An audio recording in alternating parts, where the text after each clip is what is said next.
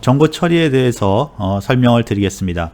앞에서 우리가 이제 정보에 대해서 뭐 여러 가지 측면에서 설명을 했습니다. 여러 가지 정의를 알아보기도 하고요. 그런데 우리가 이제 정확한 정의는 내리지 못했지만 정보의 어떤 종류, 네 가지 종류, 사실, 자료, 정보, 지식, 이 네 가지 종류의 정보를 나눔으로 해서 우리가 정보의 어떤 특성, 가치가 다르다. 그 네 가지 종류가 또 그 네 가지 종류는 각 단계를 뜻하고 그 단계로 자꾸 더 좋아진 고급 정보를 만들기 위해서는 어떤 처리가 필요하다. 뭐 그런 것들을 이제 설명을 드렸습니다. 그걸 기반으로 해서 우리가 정보 처리라는 것을 좀 더 자세히 알아보겠습니다. 정보 처리는 거기 이제 화면에 나와 있는 것처럼 기본적으로는 하위 정보, 즉 그 뭐라 그럴까요? 가치가 좀 낮은 그러한 정보들을 잘 가공해서 가치가 아주 높은 최종적으로는 이제 지식이 되겠죠. 그런 지식을 만들어서 지식으로부터 우리가 어떤 의사결정을 잘 내려서 어떤 이득을 얻겠다 하는 게 이제 정보 처리의 기본적인 어떤 목적입니다. 그래서 정보 처리는 하위 정보를 체계적으로 관리하고 이를 발전시켜서 고급 정보인 지식화하고 이를 쉽게 사용할 수 있도록 하는 활동이다. 이렇게 이제 몇 가지가 더 추가됐습니다. 즉 기본적인 거는 그런 네 가지 분류로 나눈 정보를 아래 단계부터 자꾸 위로 고 부가가치를 가지는 정보로 처리해서 만들어내는 것들이었고요. 그러기 위해서는 우리가 고부가가치라는 것은 물론 정보의 종류에 따라서도 달라지지만 몇 가지 이제 다른 요소들도 있기 때문에 그것까지 합쳐서 정보 처리에서는 고려를 하게 됩니다. 첫 번째는 거기 보면 이제 체계적으로 관리한다 해서 컨텐트라고 써 있습니다. 그래서 이 정보를 무조건 이제 높은 수준의 단계로 올리는 것도 중요하지만 그런 정보를 어떤 정보의 현재 상태를 체계적으로 관리하는 게 중요합니다. 그래서 체계적으로 관리한다는 건 뒤에서 말씀을 드리겠지만 정보를 뭐 찾기 쉽게 또는 계속 말씀드리지만 정보에서 중요한 건 연관성이기 때문에 그런 연관성을 잘 관리하는 또 예를 들어서 또 정보가 중복이 되면 여러 가지 오류들이 생기기 때문에 그런 걸 막을 수 있는 그런 식으로 체계적으로 관리해 주는 거고요. 두 번째는 이제 라이프 사이클이라는 건 뭐 앞에서 말씀드린 것처럼 정보가 사실로부터 지식까지 그런 어떤 단계가 있는데 그 단계를 거치면서 라이프 사이클을 거치면서 고급 정보인 지식화한다 그런 게 있고요. 세 번째는 이제 쉽게 접근한다라는 게 있습니다. 쉽게 사용할 수 있도록 한다. 그래서 우리가 어떤 정보를 쉽게 사용할 수 없으면 아무리 그게 고급 지식이라고 해도 어떻게 보면 별 의미가 없죠. 우리가 그것으로부터 이득을 낼 수가 없죠. 자, 그래서 정보 처리라는 것은 세 가지 요소, 우리가 정보의 분류를 얘기하면서 말했던 그 단계별로 증가시킨 거, 그 라이프 사이클을 통해서 고급 정보인 지식화하는 게 있었고요. 두 번째는 이제 체계적으로 관리하는 거. 정보들의 관계를 서로 잘 유지하면서 관리한다. 일관성을 유지하면서 관리한다. 뭐 그런 것들이 있고요. 그 다음에 세 번째는 쉽게 접근할 수 있도록 하는 것. 그렇게 관리를 해야지만 정보가 가치가 있고 잘 사용할 수가 있습니다. 그래서 이런 세 가지 활동, 세 가지를 중심으로 하는 활동을 우리가 정보 처리라고 한다. 그렇게 이제 말씀을 드릴 수 있습니다. 당연히 앞에서도 말씀을 드렸지만 이런 정보 처리의 가장 기본이 되는 도구는 컴퓨터하고 네트워크. 우리가 이제 앞으로 배울 컴퓨터하고 네트워크가 될 것입니다. 그리고 여기서 말하는 이제 정보 처리는 정보의 계산. 정보의 처리라는 것은 우리가 보통 이제 계산을 하고 그 다음에 그 계산값을 이렇게 어떤 저장 장소에서 옮기고 그래서 그 결과를 또 다시 다른 계산하고 그 결과를 내주고 뭐 그런 것들이 많이 사용됩니다.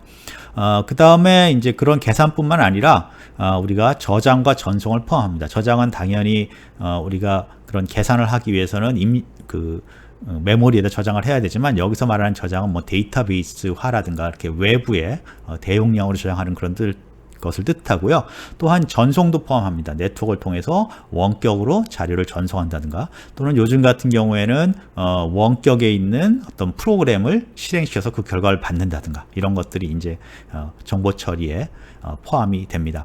특히 앞에서 이제 정보의 계산이라는 말도 했지만 우리가 정보 처리는 사실은 이제 이 어떤 그 범위를 이제 조금씩 벗어나고 있는데요.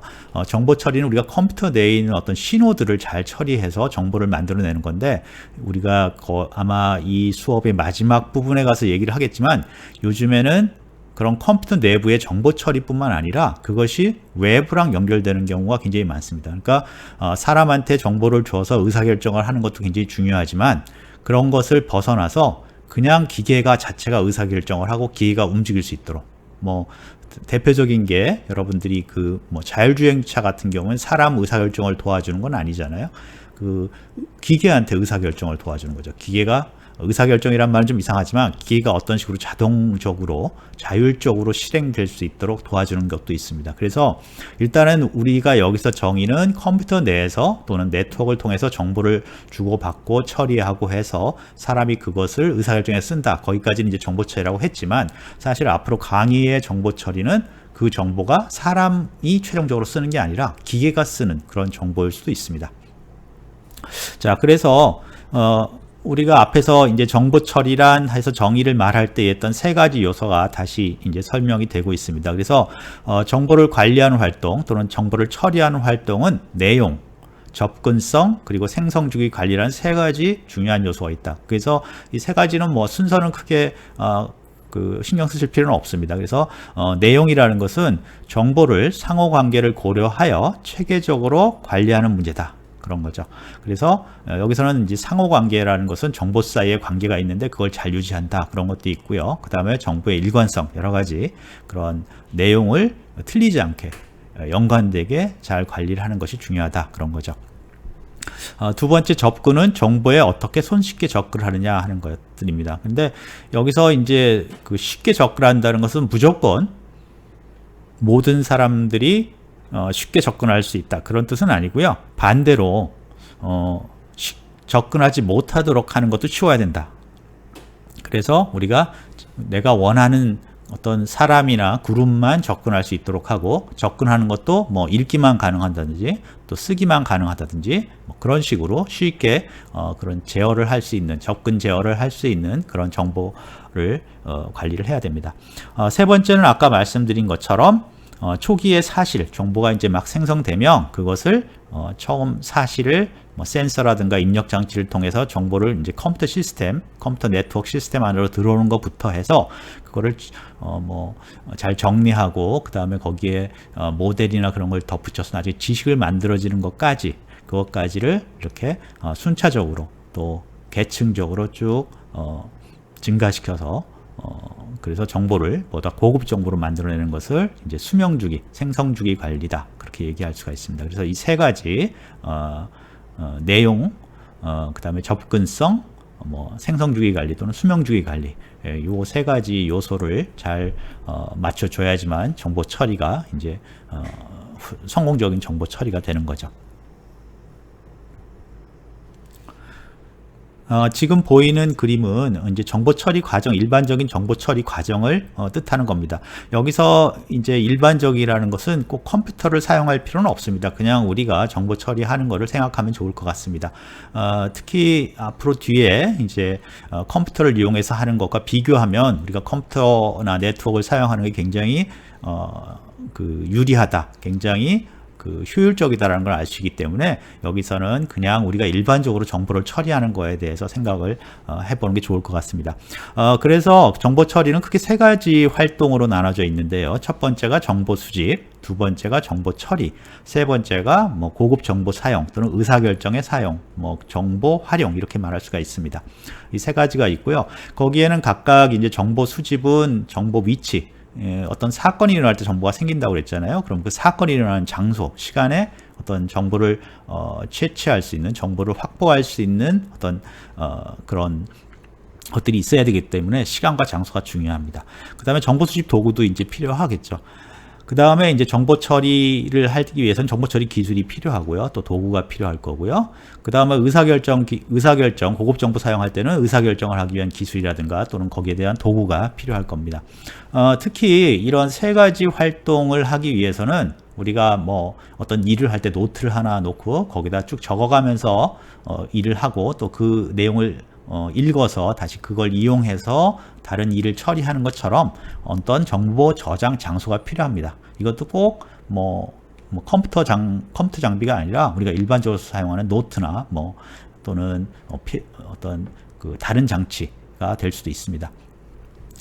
예를 들어서 우리가 이거를 따라서 이 정보 처리 과정을 따라서 설문조사를 한다고 한번 생각을 해볼 수가 있습니다. 설문조사. 그래서 우리가 일반적으로 설문조사 옛날에 하면 어떻게 합니까? 정보를 수집할 때 예를 들어서 친구들한테 야 우리 점심시간에 뭘 먹으면 좋을까? 하면 이제 그런 조사를 한다 그러면 첫 번째는 여러분들이 설문지를 만들죠. 그래서 그 설문지는 정보 수집 도구가 될 겁니다.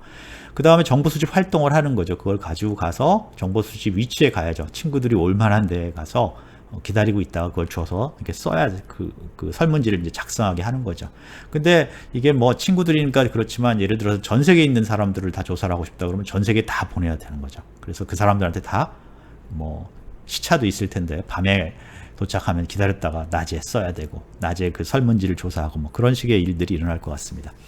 그 다음에 이제 그런 정보 처리는 그런 설문지를 다 했어요. 다 한 다음에 그걸 다 모은 다음에 정보 처리 기술이 필요하죠. 그래서 설문된 자료들을 순서대로 정리하는 기술이라든가 그걸 종이에다 적어서 숫자를 계산하는 기술 또는 그런 것들을 또 어디다 철하는 기술 그런 것들이 필요하죠. 그래서 그런 정보 처리 기술이 필요하고요.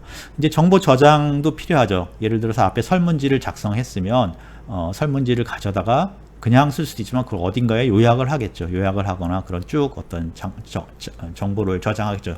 일반적으로 우리가 가장 많이 쓰던 정보 처리 도구는 이제 종이 위에 우리가 글씨를 써서 이렇게 작성을 하는 거죠. 그래서 한 노트에다가 정보 설문지 내용들을 다 정리를 쭉 이제 해놓는 거죠. 일종의 테이블 같은 걸 하나 만들어 놓는 거죠.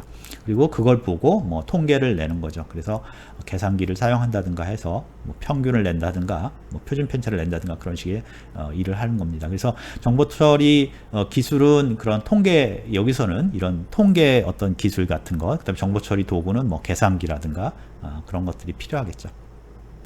마지막에 이제 고급 정보 사용은 그런 정보 처리를 한 결과를 이제 누군가한테 보고를 하겠죠. 그래서 그 보고도 예를 들어서 멀리 떨어져 있으면 편지로 보낼 수도 있고요. 그 다음에 전화로 설명을 해야 될 수도 있고요. 그렇게 되죠. 그래서 정보 분배 도구는 우편이 될 수도 있고 옛날 같으면 그런 것들이 되죠.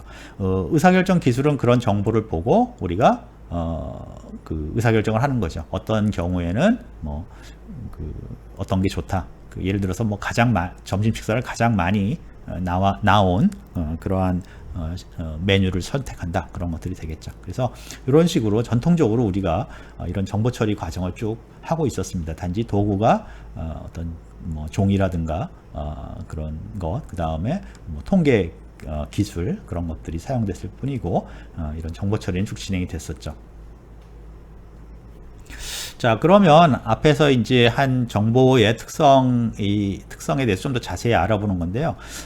이럴 때, 이런 정보 처리를 할 때 우리가 높은 가치의 정보를 위한 기본 조건이 있습니다. 높은 가치의 정보를 위한 기본 조건. 그래서 첫 번째는 이용자가 원하는 형태에 가깝게 제공해야 된다. 그렇죠. 그래서 여러분들이 이제 외국에 갔을 때, 예를 들어 독일에 가면 독일어로 이렇게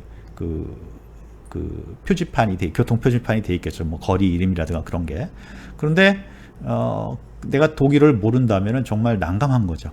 그래서 아무리 좋은 정보가 거기 적혀 있어도 나는 그거를 처리할 수가 없는 거죠. 그런데 거기에 한국어로 만약에 독일어 표지판에 한국어로 이렇게 병기돼 있다. 그러면 정말 도움이 많이 되는 거죠. 그래서 이용자가 원하는 형태로 제공이 돼야 되고요. 원하는 시간과 장소가 또 굉장히 중요합니다. 그래서 이 정보라는 것은 시간과 장소에 따라서 굉장히 차이가 많이 나기 때문에 굉장히 중요한데, 예를 들어서 열차 시간 정보가 있는데 그게 열차 출발 전에 내가 그걸 안다는 거랑 열차 출발 끝난 다음에 그 열차 시간 정보라는 것은 굉장한 차이가 나죠. 그래서 이런 식으로 원하는 시간과 장소에 그런 정보를 제공할 수 있어야 되고요. 쉽게 전달하고 접근할 수 있어야 된다. 그래서 예를 들어서 은행 업무를 하는데 우리가 은행에 요즘에 이제 자주 안 가지 않습니까? 그 이유가 쉽게 우리가 접근할 수 있는 웹 에서 은행 처리를 할 수 있는 게 있었고요.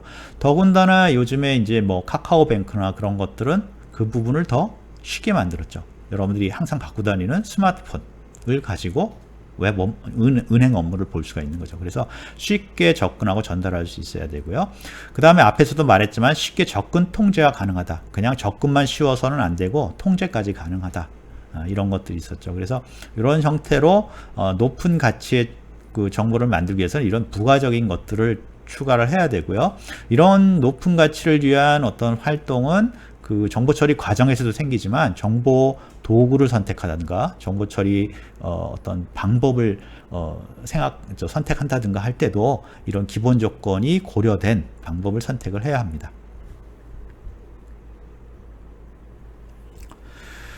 그 다음에 이제 정보 활용 능력을 향상시키기 위해서 여러 가지 활동을 해야 되고요. 사실 우리 교육의 많은 부분이 이런 정보를 처리하고 활용하는 능력을 기르는데 직간접적으로 연관이 되어 있습니다. 예를 들어서 여러분들이 글을 배운다는 것은 사실 굉장히 중요한 거죠. 정보 처리와 활용을 위한 가장 기초적인 것 중에 하나입니다. 그 다음에 뭐 글을 쓰는 거, 그 다음에 뭐 어떤 편지를 보내는 거, 계산을 하는 거, 이런 것들이 전부 다 정보 활용 능력을 위한 활동이라고도 볼 수가 있습니다. 자, 그래서 그런 활동들을 그런데 이제 컴퓨터가 앞으로 또 나올 테니까요. 앞으로의 어떤 교육이나 그런 것들은 이런 컴퓨터와 네트워크에 관련된 것이 많을 것이다. 그렇게 생각할 수 있고요. 그러면 그런 측면에서 보면 우리가 지금 정보통신 이런 개론이라든가 정보통신에 대한 소개에 관한 이런 교육이나 수업들이 어떻게 보면 정보 활용 능력을 위해서 가장 필요한 그러한 수업 중에 하나가 됩니다. 정보 활용 능력을 향상시키기 위해서는 첫 번째는 방금 말씀드린 것처럼 교육, 훈련 등을 통하여 정보의 개념, 내용, 중요성 등을 인식해야 됩니다. 뭐 중요한 거 인식하는 게 제일 먼저죠. 가치가 먼저 생기면 굉장히 중요하니까 그것들을 열심히 하고 다른 여러 가지 방법들을 찾아보겠죠. 그래서 첫 번째는 정보의 개념, 가치라는 것을 이제 부여하기 위해서는 그 내용을 알아야 되기 때문에 개념이라든가 내용을 이해를 하고 그것이 이런 중요하구나, 그런 것들을 인식을 해야 되고요. 그런 면에서 저희가 첫 번째 시간에 정보라는 것을 무엇이다, 정보라는 것을 왜 우리가 배운다. 지금 그런 가치가, 정보의 가치가 굉장히 높을 수가 있기 때문에 특히 우리가 정보 도구가 컴퓨터와 네트워크화 되면서 개인도 굉장히 강한 그 일종의 컴퓨팅 파워라고 하죠. 그런 컴퓨터의 어떤 능력을 갖고 있기 때문에 우리가 더욱더 그 정보의 중요성, 가치가 높아진다, 그런 얘기들 했습니다. 그런 게 바로 여기서 말하는 어떤 중요성을 인식한다, 가치가 있다는 것을 인식한다 라는 것에 들 수가 있겠죠. 두 번째는 정보 자료의 이용 방법, 숙지 또는 활용 등을 통해서 능률을 향상시킬 수 있다. 그러니까 이거는 이제 중요성을 인식했으니까 정보와 자료를 처리하는 방법, 이용하는 방법을 이제 이해해야 된다, 그런 거죠. 그 다음에 이제 정보 자료실 등을 두어 정보 활용 기회를 확대한다. 이거는 이제 우리가 도서관을 예를 들면 도서관이 없다면 각자 이제 책을 구입하거나 해야 되고, 그 다음에 책을 이렇게 접근할 수 있는 게 굉장히 어렵죠. 그래서 그런 것처럼 정보도 이게 컴퓨터화되고 네트워크가 되더라도 우리가 쉽게 그런 정보들에 접근해서 사용할 수 있도록, 그래서 뭐 특정한 사람은 그런 정보를 접근하지 못하고 어떤 사람은 쉽게 접근할 수 있고, 그런 게 아니라 그런 누구든지 쉽게 정보에 접근할 수 있도록 그런 활용 기회를 많이 주어야 된다. 그 다음에 이제 더욱 중요한 거는 컴퓨터 및 네트워크를 사용하여 정보 처리 및 활용을 증대해야 된다. 위에 말한 세 가지는 사실은 기존의 어떤 정보 처리에서도 충분히 적용될 수 있는 거였는데요. 특히 우리가 이 컴퓨터와 네트워크가 다시 한번 말씀드리지만 굉장한 시너지를 내고 있습니다. 그래서 앞으로의 어떤 인류가 만들어내는 부가가치라든가 그런 것들은 이 컴퓨터와 네트워크에 의존할 가능성이 굉장히 높습니다. 거의 모든 것들이요. 그래서 앞에도 말씀드렸지만 이전까지는 컴퓨터가 그냥 정보 처리, 물론 정보 처리, 컴퓨터 내에서의 정보 처리에 집중을 했었습니다. 근데 그것조차도 굉장히 의미가 있고 굉장히 그 영향을 많이 미치거든요. 우리가 어떤 의사결정을 낼 때 컴퓨터 내의 정보를 이용해서 의사결정을 내는 게 굉장히 좋은데, 앞으로는 더욱더 이 문제가 되는 게 컴퓨터가 인간한테 의사결정을 내리도록 도움만 주는 게 아니라 스스로 의사결정을 내려서 어떤 뭐 부를 창출하거나 그럴 수도 있거든요. 그래서 정보 활용 능력을 향상시키기 위해서는 기존의 어떤 방법들도 많이 뭐 글을 쓴다든가 계산을 한다든가 통계를 배운다든가 그건 굉장히 중요하지만 역시 컴퓨터와 네트워크를 사용해서 정보 처리를 할 수 있는 능력, 경험들을 우리가 많이 쌓아야 됩니다. 지금까지 이 일반적인 정보 처리에 대해서 말씀을 드렸는데 그러면 이제 그거에 비교를 해서 그거에 대비해서 컴퓨터와 네트워크를 통한 정보 처리에 대해서 좀 살펴보겠습니다. 컴퓨터를 사용하면 일단 방대한 양의 자료를 빠른 시간에 정확히 처리할 수가 있습니다. 그래서 예를 들어 데이터베이스를 사용해서 기업의 의사결정을 하는데 기존에 그런 정보 기술, 특히 데이터베이스를 사용하지 않았을 때와는 비교도 할 수 없을 정도로 많은 양의 정보를 빠르게 처리할 수 있고 더욱더 중요한 것은 굉장히 정확하게 처리할 수가 있습니다. 그 다음에 이제 두 번째로 네트워크를 통해서는 우리가 원거리에 있는 또는 시간과 장소에 거의 관계가 없이 광범위한 정보 처리가 가능하다. 그래서 정보를 전송할 수도 있고 정보를 얻을 수도 있고 또는 이제 경우에 따라서는 원거리에 있는 컴퓨터를 사용해서 그러니까 우리가 그런 걸 컴퓨팅 파워를 사용한다. 계산이나 처리할 수 있는 그러한 능력을 사용할 수가 있는 거죠. 그래서 예를 들어서 뭐 가장 대표적으로 월드와이드 웹을 사용하면 여러분들이 뭐 지역을 벗어나서 또는 국가를 벗어나서 전 세계를 대상으로 여러분들이 어떤 정보 처리를 할 수가 있는 거죠. 또한 이런 이제 컴퓨터와 네트워크를 통한 정보 처리는 그냥 어떤 뭐 속도나 정확성도 좋아지지만 그냥 어떤 매체를 컴퓨터와 네트워크를 통해서 처리할 수 있도록 바꾸는 것만으로도 굉장히 큰 어떤 산업이 되고 또 영향을 줄 수 있다. 그렇게 볼 수 있습니다. 예를 들어서 음악 같은 경우도 이미 아날로그로 음악을 소비하는 시대는 이제는 아날로그로 음악을 소비하는 사람은 거의 없겠죠. 예를 들어서 뭐 물론 이제 소수의 매니아나 그런 사람들이 있겠지만 뭐 레코드판이라든가 테이프 같은 아날로그 기술을 사용하지는 않습니다. CD나 뭐 MD 같은 것도 디지털 기술이죠. 그것도 디지털 기술인데 하물며 요즘엔 이제 그런 것도 사용 안 하죠. 전부 다 네트워크를 통해서 컴퓨터, 뭐 스마트폰을 이용해서 그런 것들을 소비하고 그러면서 기존의 어떤 매체가 바뀌기 전하고는 또 다른 형태의 그런 이제 산업이 생기는 거죠. 그 기존의 산업에 더하기 다른 형태의 산업이 생겨서 그 산업 자체를 바꿔나가는 그러한 현상들이 생기고 있습니다. 그래서 이것을 앞에 우리가 그냥 일반적인 정보 처리 과정을 이제 설명을 드렸듯이 이것을 컴퓨터와 네트워크를 이용한 정보 처리 과정으로 이렇게 바꿔서 이제 설명을 드릴 수 있습니다. 뭐 첫 번째는 자료를 입력을 하는 거죠. 자료를 이제 확보하는 거죠. 그래서 이것을 컴퓨터를 통해서 할 수 있다. 그래서 뭐 대표적인 게 우리가 뭐 키보드를 통해서 입력을 받기도 하고요. 마우스, OMR, OCR 스캐너 이런 게 있는데 이게 사실은 여기서 지금 적어 놓은 것들은 아주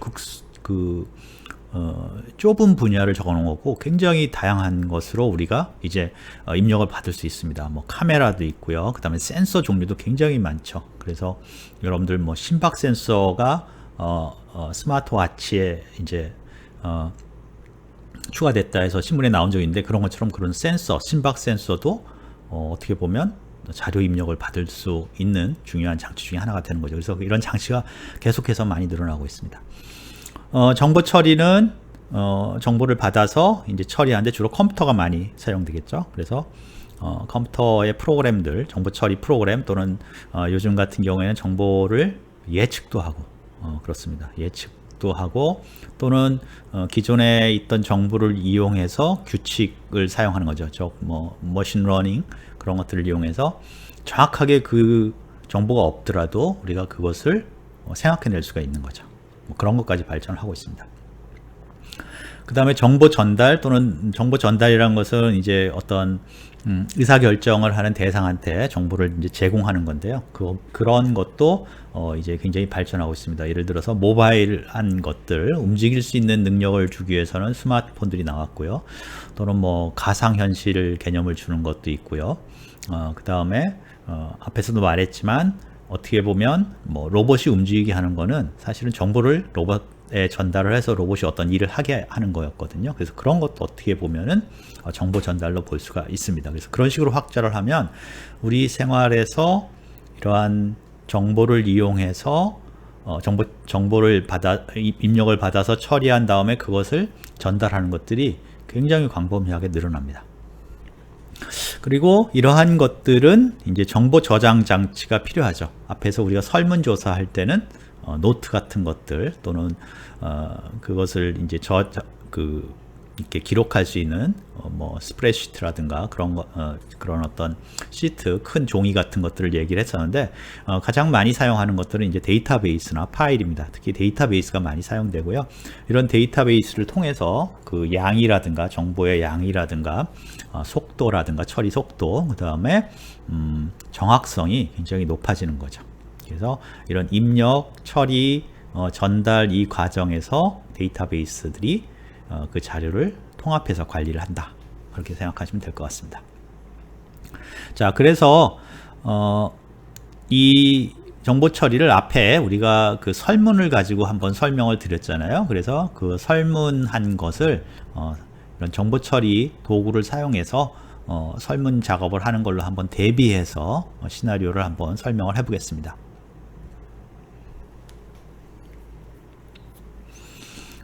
여러분들이 이제 구글에 보면 구글 닥스라는 게 있습니다. 구글의 웹 기반 뭐 오피스 이렇게 볼 수가 있죠. 그 중에 하나가 이제 폼이라는 게 있습니다. 폼이라는 것은 뭐라고 볼 수 있냐면 우리가 설문조사 용지 그렇게 볼 수 있습니다. 그래서 이 구글 폼에 들어가면 여러분들이 설문지를 만들 수 있어요. 웹상에. 그래서 거기 보면 예제를 보면 이름이 뭐다, 이메일 주소가 어떻게 된다, 당신의 그 선택은 3개의 옵션 중에 어떤 거다, 그 다음에 당신이 좋아하는 색은 뭐냐, 이런 것들을 그러니까 조사할 수가 있는 형식, 폼을 만들 수 있는 거죠. 자, 그러면 이렇게 디지털로 폼을 만들면 어떤 특징이 있냐면 이 폼을 딴 사람한테 배포할 때 이메일에 붙일 수도 있고 또는 어떤 웹사이트에 특정 웹사이트에 그 사람이 들어와서 그것을 작성할 수 있도록 그렇게도 할 수가 있는 거죠. 그래서 이거는 어떻게 보면 정보를 처음에 이제 얻는 거죠. 입력을 받는 거고요. 자료 입력이라고 볼 수 있고 읽습니다. 그런데 앞에 설문조사, 우리가 일반적인 설문조사 할 때 어떻게 했어요? 종이에 만들어서 그걸 가지고 어떤 특정 장소나 시간에 거기에 가서 그 사람들한테 받아서 가져오는 거죠. 그래서 앞에서도 얘기했지만 이게 만약에 국제적으로 설문조사를 한다. 그러면 그 나라에 다 전달을 해서 받아야 되는 거죠. 자, 이제 정보, 특히 여기서는 이제 정보 통신, 컴퓨터를 이용해서 이런 폼을 만들고요. 특히 통신 쪽에 보면 웹을 이용해서 이거를 어떻게 해요? 전 세계 어디서든지 들어올 수도 있게 할 수 있고요.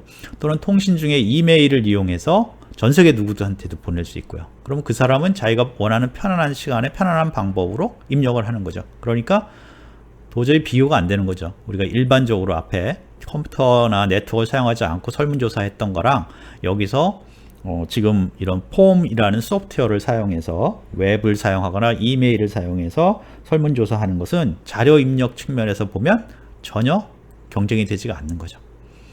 그래서 요즘에 제가 이제 보니까 저희 초등학생이나 중학생들도 이것을 만들어 사용하더라고요. 그래서 자체적인 무슨 과제를 할 때 이걸 만들어서 설문조사를 하거나 그렇게 하더라고요. 네.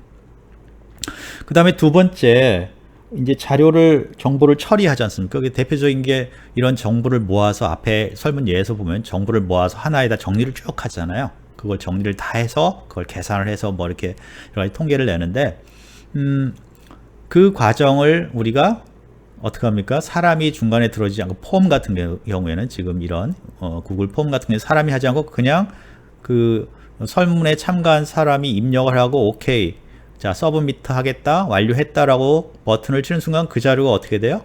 뭐 정확하게 어떤 형태의 정보 시스템을 사용하는지 모르겠지만 데이터베이스에 예를 들어서 그 내용이 다 들어옵니다. 그 다음에 그것들을 실시간으로 통계를 내주는 거죠. 그래서 그 지금 화면에 보면 파이 차트로 어떤 의견들이 쭉 정리가 되는 거죠. 그러니까 정보 이 자료 입력하고 정보 처리의 일부분이 순식간에 뭐 동시에 된다고 볼 수 있죠. 동시에 돼서 사람이 전혀 거기에 중간에 끼어들어서 어떤 일을 할 필요가 없는 거죠. 통계도 낼 수 있고요. 모든 것들을 할 수 있는 거죠. 그 다음에 어떻게 보면 이런 파이 차트로 그려졌다는 것은 원시적인 초보적인 어떤 정보 전달이 가능했다는 거죠. 그래서 이런 것들이 자동으로 다 이루어지는 거죠. 그러니까 어떻게 하겠습니까? 만약에 옛날식으로 지금도 그 설문조사를 하고 있는 뭐 회사가 있고 이런 구글 폼을 이용해서 설문조사를 하는 회사가 있으면 두 회사가 어떻게 돼요? 경쟁이 안 되는 거죠. 전혀 경쟁할 수가 없는 겁니다. 그래서 정보통신 기술을 이용하지 않으면 두 경쟁에서 살아남을 수 없고, 그 다음에 이제 이렇게 저희가 얘기하는데 어폐가 좀 있는 거죠. 정보통신하고 사용하지 않는 거랑 사용하는 거랑 비교하는 것은 이제 말이 안 되는 거죠. 그 정보통신 기술을 사용하지 않는 사람이 없으니까. 사용하지 않으면 이미 세상에 존재하지 않을 거니까. 그래서 모든 사람들이 사실은 이런 정보통신 기술을 사용한다고 봐야 되고요.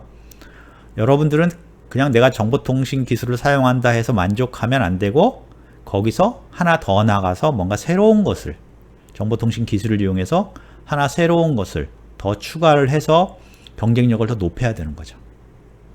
그래서 정보통신 기술을 소개를 제가 이제 앞으로도 계속 많이 할 텐데, 그런 걸 보고 나도 그런 걸 해야겠다. 그건 당연한 겁니다. 해야 됩니다. 그리고 여러분들은 뭘 해야 된다? 정보기술을 더 익혀서 새로운 정보기술도 이해하고, 그런 다음에 그걸 현실에 도입을 해서 그거를 정보기술을 사용하고는 있지만 여러분들이 새로 도입하는 것보다는 효율이 낮은 기술을 사용하는 것들을 구축해야 된다. 이겨야 된다. 하는 게 여러분들의 이제 목표가 되는 거죠. 자, 한 가지만 더 예를 들어보겠습니다. 정보통신 기술 예를. 이 예는 앞에서 우리가 정보 예를 든 커피숍에서 카드로, 신용카드로 커피 그 값을 결제하는 그런 겁니다. 그래서 그때 우리가 이제 정보가 어떻게 처리되는지 예를 쭉 이제 설명을 드렸지만, 여기에서는 정보 처리를 하는 과정 중에 어떤 기술들이 사용되는지, 어떤 컴퓨터하고 네트워크 도구들이 사용되는지를 한번 살펴보는 걸로 그렇게 좀 내용을, 관점을 좀 바꿔서 설명을 드리겠습니다. 자, 카드 단말기에서 이제 여러분들이 커피를 사고 카드 단말기를 이렇게 처리를 하면 거기서 이제 정보가 생기는 거죠. 그래서 그때 바로 자료가 입력이 되는 겁니다. 그죠? 그래서 어떤 없었던 정보가 어떤 사건, 여러분들이 커피 값을 계산하는 사건에 의해서 자료가 생성되고, 그 중에 일부 꼭 여러분들이 관리하고 싶은 자료를 이제 이렇게 채취를 해서 잡아내서 그거를 컴퓨터하고 네트워크, 그런 세상 그 체계 안으로 이제 가지고 들어오는 첫 번째 단계죠. 그게 바로 카드 단말기죠. 그렇게 들어오면, 자, 그 정보가 여기서는 무선 액세스라는 네트워크 장치를 가지고 들어옵니다. 요즘 여러분들 집에서 거의 무선 액세스를 다 갖고 계시죠. 그래서 무선으로 여러분들 노트북도 쓰고 프린터도 하고 그렇게 하실 텐데, 그런 것처럼 여러분들이 어디서든지 매장 안에서도 좋고 밖에서도 좋고 그냥 커피를 사고 거기서 결제를 할 수 있는 거죠. 그러면 그 정보가 들어가서 무선을 통해서 전달이 되는 거죠. 다음 단계로. 그래서 무선 액세스라는 네트워크 장치가 굉장히 중요한 역할을 합니다. 자, 그럼 무선 액세스로 네트워크 장치로 어딘가에 들어가면, 특히 이 액세스 장치, 무선 액세스 장치 뒤에 또 연결된 여러 가지 네트워크 장치들, 인터넷 같은 것을 연결할 수 있는 장치라든가 그런 게 있다면, 사실은 여러분들이 진주에서 또는 서울에서 커피를 결제했어도 그 결제 정보가 어디까지 가냐면, 예를 들어 뉴욕에 갈 수도 있어요. 뉴욕에 본사가 있으면. 그러면 뉴욕에 이제 데이터베이스 서버, 자료 저장 장치에 들어가는 거죠. 그러면 자료 저장 장치에 들어가면 아까 폼에서 서베이, 즉 어떤 정보 조사를 했을 때 정보 입력이 끝나면 그 설문조사에 참여한 사람이 서브미트 완료란 걸 누르면 자료가 정리되는 것처럼 이 카드 단말기에서 들어온 판매 자료가 그 데이터베이스에 들어오는 순간 정리가 쫙 되는 거죠. 지역, 뭐 날짜 이런 식으로 딱 정리가 돼서 어떻게 됩니까? 다시 네트워크 장치, 거기 브릿지라고 되어 있는데 브릿지는 이제 이렇게 네트워크를 나눠주는 장치입니다. 네트워크 상의 정보들을 나눠주는 그런 장치인데요. 하여간 그런 네트워크 장치를 통해서 또 다른 데 있는, 예를 들어서 한국 서울에 있는 본사 분석팀한테 전달이 될 수가 있는 거죠. 그래서 이게 네트워크 장치를 통해서 비즈니스를, 이 커피 사업을 전 세계 어디서든지 시간에 관계없이 이제 할 수가 있고 실시간으로 지금 어떤 상태다, 누가 어떤 주문을 했다, 처리가 되고 있다는 걸 알 수가 있는 거죠. 그 다음에 이제 그 네트워크 장치를 통해서 분석 컴퓨터에 들어가면 분석 컴퓨터가 어떻게 합니까? 분석을 쭉 하는 거죠. 그래서 여러 가지 기법들을 통해서 분석을 한 다음에 그 자료를 원한다면 그 경영자나 그런 사람들한테 이제 보여줄 수 있는 거죠. 그래서 경영자가 자기 스마트폰으로 집에서 지금 현황을 쭉 파악할 수도 있고요. 또는 뭐 프로젝트를 통해서 회의실에 그걸 보내서 회의를 할 수 있게도 한다든지 그런 식으로 하는 겁니다. 그 다음에 사실은 이제 여기서 끝나는 게 아니라 이런 분석 컴퓨터들은 현재로서는 분석 컴퓨터들은 어떻게 합니까? 자동으로 재고 같은 것을 조사를 해서 그 재고에 맞춰서 주문도 하고 필요한 것들을 또는 예측도 해서 그것까지 고려해서 주문하고 그런 식으로 처리를 하게 되는 거죠. 그래서 이런 식으로 어떤 업무 처리가 컴퓨터 네트워크를 통해서 쭉 연결되면 굉장히 효율적으로 지역과 장소에 관계없이 굉장히 효율적으로 할 수 있고, 결과적으로 이 얘기는 전 세계적인 그 사업이 될 수 있다는 거죠. 전 세계적인 커피 사업을 우리가 할 수 있다는 거죠. 그리고 비용도 갈수록 컴퓨터와 네트워크를 사용하기 때문에 효율적으로 처리할 수 있다. 그렇게 이해할 수 있죠. 자, 여기서 이거는 지금 여기 지금 그려져 있는 정보통신 예는, 정보처리 예는 사실은 일반적인 회사라면, 어느 정도 규모가 되는 회사라면 다 이렇게 하고 있습니다. 그래서 다시 한번 말씀드리지만 여러분들이 이렇게 하고 있는 것은 당연히 뭐 여러분들 보통 요즘 표현하는 대로 must be 그렇게만 해야 되는 거죠. 그걸 안 하면 어떻게 됩니까? 회사가 존재하지 못하는 거죠. 그런 회사는 이미 없어졌을 겁니다. 자, 그러면 여러분들은 어떤 식으로 해야 되느냐? 이것도 이미 다른 회사가 하고 있는 거지만, 예를 들어 스타벅스 같은 회사는, 스타벅스라는 회사는 사이렌이라는 제도를 만들었어요. 그 얘기는 뭐냐면 저 앞쪽에 카드 단말기 부분 있잖아요. 그 부분을 어떻게 바꿨습니까? 어차피 네트워크 연결되어 있는 거니까 여러분들이, 손님들이 갖고 있는 스마트폰으로 바꿨어요. 그래서 주문을 그걸로 하는 거죠. 그리고 나서 미리 그걸로 주문을 하고 와서 그걸로 또 결제를 해주는 거죠. 받은 다음에.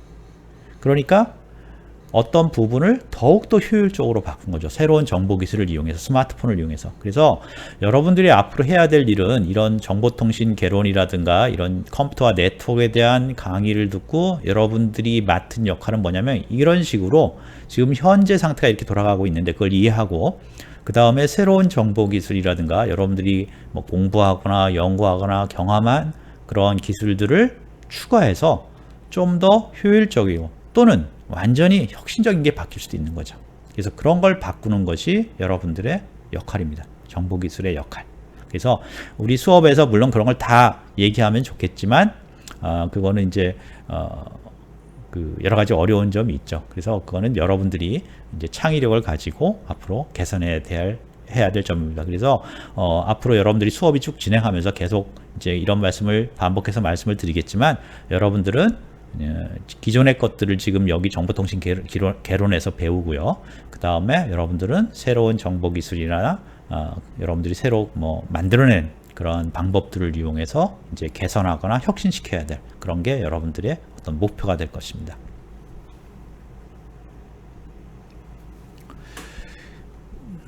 자, 이제 정보 처리까지, 정보라는 것도 배웠고요. 그 다음에 컴퓨터와 네트워크에 관해서도 배웠고, 그걸 어떻게 처리하는지, 그 다음에 정보 처리라는 게 목적이 뭐다라는 것도 배웠고, 그게 어떤 것이라는 것도 크게 이제 큰 체계로 배웠습니다. 그러면 이런 정보 처리 자체가 앞에서도 말씀드렸지만 어떤 돈을 버는, 즉 사업이 되는 거죠. 산업이 되고요. 돈을 이제 벌 수 있는, 이익을 낼 수 있는 산업이 되는 거죠. 그래서 컴퓨터와 네트워크 기반의 정보 산업들이 뭐 전에는 이제 막 앞으로 좋아질 거라 그랬는데 이미 이제 좋아졌죠. 그리고 앞으로 더욱더 그 영향이 커질 거라고 생각을 합니다. 그래서 컴퓨터와 네트워크 기반의 정보 산업에 대해서 큰 방향을 얘기를 하겠습니다. 근데 아쉽게도 제가 여기서 말하는 구체적으로 얘기를 드리는 것들은 이미 이제 시간이 지난 게 되는 거죠. 지금도 매일매일 또는 뭐 매년 새로운 기술들, 새로운 산업들이 나타나고 있거든요. 그래서 여러분들이 앞에 말한 것처럼 이제 여러분들이 정보기술을 이용해서 혁신을 하고 뭐 예를 들어서 돈을 벌고 하려고 그런다면 계속해서 이런 산업의 변화, 정보기술의 변화에 대해서 관심을 가지고 적용도 해보고 그렇게 해야 됩니다. 그래서 여기서는 어떤 큰 체계 정도, 그 다음에 이런 것들이 있었다라는 걸 얘기를 하는 거고요. 여러분들은 이제 개인적으로 뭐 정보들이 많이 있으니까 그런 정보통신 기술의 변화나 발전에 대해서 계속 관심을 가져야 될 것 같습니다. 그래서 컴퓨터와 네트워크 기반의 정보 산업은 정보의 생산, 가공, 축적, 유통, 그리고 판매 등의 여러 사회적인 활동을 컴퓨터와 네트워크를 이용하여 수행하는 산업과 그에 필요한 여러 가지 지식 제공 산업이다. 그렇게 얘기를 합니다. 그래서 여기서 말하는 것은 어떤 정보 처리에 관련된 정보의 가치를 높여서 부가가치가 높아지는 것을 위해서 컴퓨터와 네트워크를 사용해서 그런 걸 지원하고 뭐 그 자체가 또 사업이 될 수도 있고요. 또는 그것에 필요한 어떤 도구라든가 자원을 제공하는 것, 그런 것들이 이제 정보통신 산업이 되겠죠.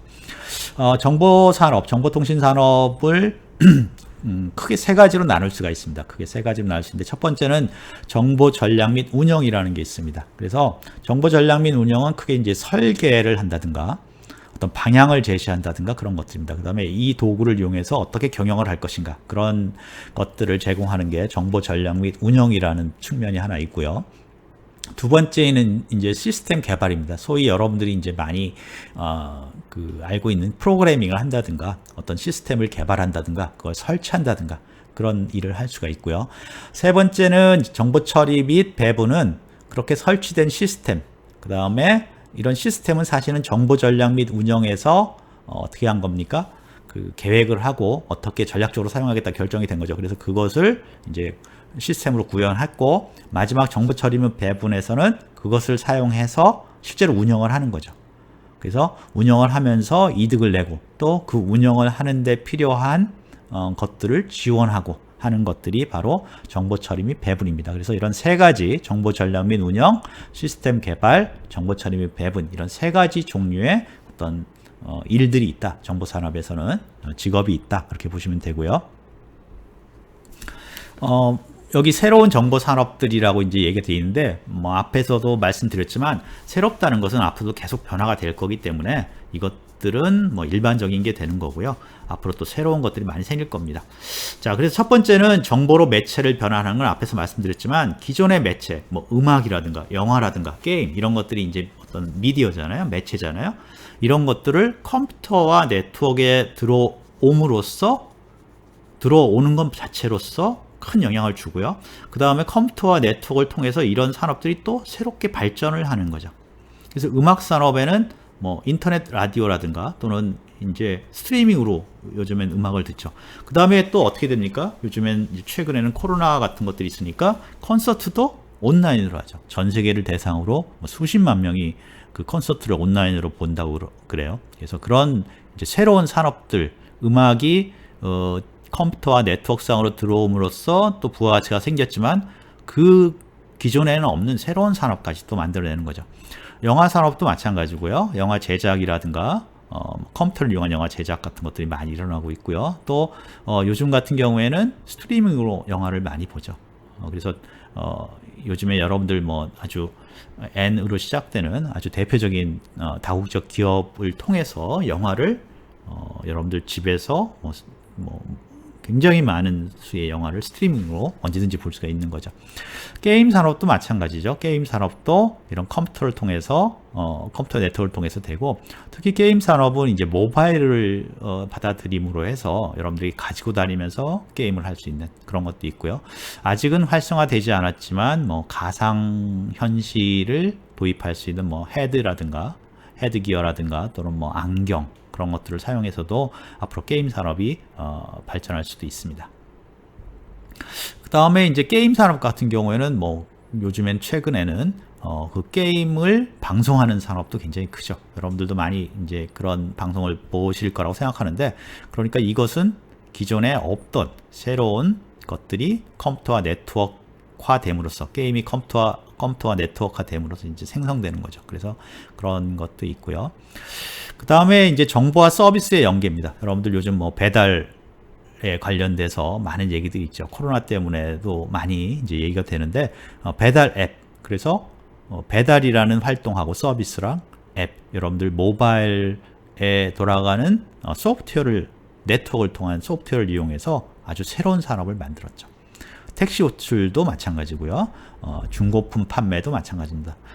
예를 들어서 여러분들이 이제 중고품 판매를 여러분들이 이제 유명한 우리나라 그 네이버에 유명한 중고품 판매 카페가 있었죠. 그래서 지금도 있지만요. 그래서 대단히 큰데 요즘에는 어떻습니까? 모바일 서비스를 이용하죠. 특히 모바일의 위치 기반 서비스를 이용해서 새로운 중고품 판매 서비스들이 나옵니다. 그래서 그런 것처럼 계속해서 이제 어떻게 보면 기존의 어떤 산업들이나 서비스가 컴퓨터와 네트워크상에 들어왔는데 그걸로 끝난 게 아니라 그걸 바탕으로 해서 더욱더 빨리 더 혁신적으로 변하고 있어요. 그래서 그 다음에 누구든지 그걸 이해하고 그 적용할 수 있는 어떤 아이디어만 있으면 사업화를 시킬 수 있고요. 그러니까 여러분들이 정보통신 개론 이 수업을 배워서 그런 어떤 뭐라고 할까요? 비전이라고 할까요? 뭐 영어로는 인사이트라고 보통 얘기하죠. 어떤 그런 걸 볼 수 있는 능력을 기르는 게 중요하죠. 그러면 앞으로 굉장히 많은 기회들이 이런 소위 컴퓨터와 네트워크, 보통 우리가 사이버 세상이라고 그러죠. 사이버 세상에서 많이 일어날 겁니다. 끝나지 않고 이제 어떻게 보면 새로운 시작이라고 볼 수 있죠. 그 다음에 이제 마지막에 또 한 가지 언급하고 싶은 것은 정보와 물리적 제품의 연계입니다. 앞에서도 말씀을 드렸지만 지금까지 우리가 수업에서 다루는 건, 그리고 앞으로도 이제 거의 그런 수업이 될 텐데, 컴퓨터와 네트워크 안에서 어떤 정보를 처리하는 전자적으로 표현된 정보를 처리하는 것에 중심을 두는데, 사실은 현실은 자꾸 물리적으로 연결이 돼요. 그런 것들이. 예. 그게 영향을 또 많이 미치거든요. 그래서 이런 우리가 배우는 컴퓨터와 네트워크라는 것이 그냥 컴퓨터와 네트워크 안에서 게임하고 음악 듣고 뭐 그런 걸로 끝나는 게 아니라 그게 어떤 물리적으로 밖에 연결되는 거죠. 예를 들어서 자율주행 자동차. 컴퓨터와 네트워킹 다 잘 돼서 그 결과를 사람이 의사결정하는 게 쓰는 게 아니라 운전할 때 어디로 갈까 하는 내비게이터를 쓰는 게 아니라 내비게이션 정보 자체를 우리 엔진으로 보내고 우리 그 드라이버 핸들로 보내고 그 다음에 뭐 우리 전기 모터로 보내서 자기가 혼자 갈 수 있게 해주는 거죠. 또는 스마트 공장도 마찬가지고요. 그 다음에 협동 로봇 중에 스마트한 협동 로봇이 있어서 내가 일할 때 내가 이런 거 불편하면 좀 잡아줘. 그럼 와서 딱 잡아주고 그런 어떤 로봇이 가능한 거죠. 그래서 이런 식으로 한 단계 더 나아갈 수 있는, 더 발전할 수 있는 그런 세상이 된 거죠. 그래서 여러분들 앞에는 이제 굉장히 큰 기회가 생긴 거니까 열심히 이런 것들을 좀 알아보고 그런 기회를 잘 이용하면 좋을 것 같습니다. 그래서 새로운 정보 산업은 컴퓨터와 네트워크를 통한 이런 새로운 정보 산업은 많이 된 것 같지만 막 시작했다고 볼 수도 있다.